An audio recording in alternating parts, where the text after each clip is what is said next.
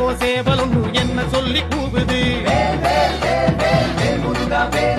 கொக்கரிச்சி நிற்கும் போது என்ன பேரு கூறுது மனமே படை வீடு நீ தேடிவா என செய்தி அது கூறி சுத்தி வருகுது